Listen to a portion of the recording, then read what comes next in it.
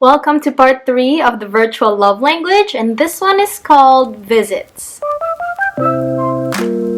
Hi, my name is Kristen, and on this channel we talk about long-distance relationships, and today we are going to discuss one of the 5 V's called visits. If you have no clue about what I'm talking about, I suggest that you go ahead and watch the first video of this series called the #1 secret hack to a successful long-distance relationship that nobody talks about. And again, I just want to remind you that this is a part of a playlist called the Virtual Love Language Explained. So before you start with this video, if you need time to start from the top, go right ahead and just come right back here. But if you know exactly why you're here, then let's head straight and talk about visits. So visits can be considered as the virtual form of receiving gifts. This is actually one of the easier ways to show your love to someone in a long-distance relationship. For the people who falls under the category of visits or receiving gifts, it's actually not what they get that matters. What matters to them is the thought that you put into the present or into the gift. It's the why you bought what you bought for them. So you see, visits and receiving gifts are actually very identical. A person in a long-distance relationship with someone who has visits or receiving gifts as their primary virtual love language is actually quite lucky.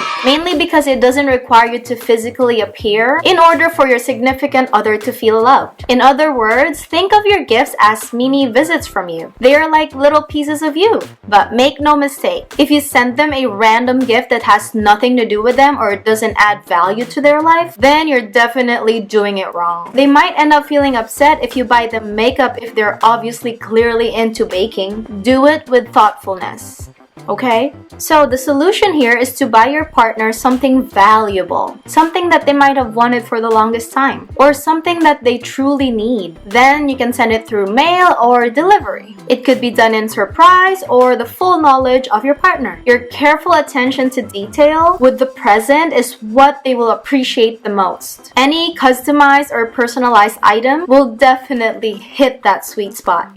What makes them most happy is the fact that the gift actually came from you. Oh, another pro tip for a person who's dating someone with visits as their virtual love language is to send them a piece of your clothing or anything with your perfume on it or your scent on it. This familiar smell could give them a sense of ease and a sense of home. You may even spray your smell on a pillow, just anything that they could hug or hold while they're away from you. Send it via care package and fill that package with a bunch of other things. If you want to get some ideas about gifts to send your partner in the distance, go ahead and watch my video. I'll leave a card up here. It's the 25 gift ideas for long-distance relationship. Another aspect to consider is if you've never met your SO or significant other, say you met them on a website, on an online app, or anywhere virtually, this is a great way to give them an idea of how you smell. And then when they receive your package, they're gonna be like, oh, so this is how you smell like. Another awesome way to make your person feel loved under a visits category is to literally visit them yourself and do it for a quick surprise, and that's surely going to make them feel so loved. Of course, short surprise visit is not for everyone, but it's most definitely doable for people who are closer in distance and for those who has the budget and financial capacity to do it. Nevertheless, just apply what you can. So I will give you 4 action points for this one. #1 is to send them a meaningful gift. You can vary this one in frequency. #2, send them a gift with your scent. #3, surprise them, either with gifts or online gifts or just in person. And lastly, #4, visit them yourself.